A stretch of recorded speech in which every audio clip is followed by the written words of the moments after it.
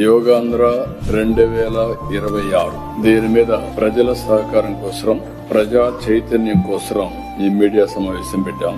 యోగా అనేది భారతదేశం ప్రపంచానికి అందించిన అమూల్యమైనటువంటి జీవన విధానం.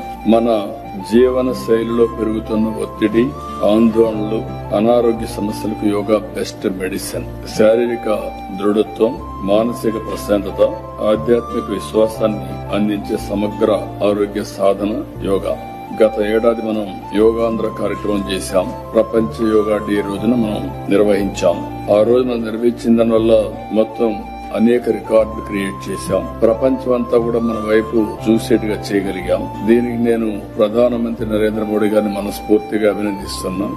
ఏదైతే యోగా అందరూ మర్చిపోయినప్పుడు, లేకుంటే అంత ఆదరణ లేనప్పుడు, మర్చిపోయారని అనగానే అంత ఆదరణ లేదు, అలాంటి యోగాని మళ్లీ మెడిటేషన్, యోగా, ప్రాణాయామాన్ని, అదే మరి ఆయుర్వేద, మన వారసత్వ సంపదని ప్రపంచానికి అందించిన వ్యక్తి నరేంద్ర మోడీ గారు, ప్రధానమంత్రి గారు. ఇందులో మనం చూస్తే ఒక 2 గిన్నిస్ రికార్డులు వచ్చాయి. 26 వరల్డ్ బుక్ ఆఫ్ రికార్డ్స్ తో పాటు స్కాచ్ అవార్డు కూడా మనకు వచ్చింది. 2,44,00,000 మంది ఈ కార్యక్రమంలో పేర్లు నమోదు చేసుకున్నారు.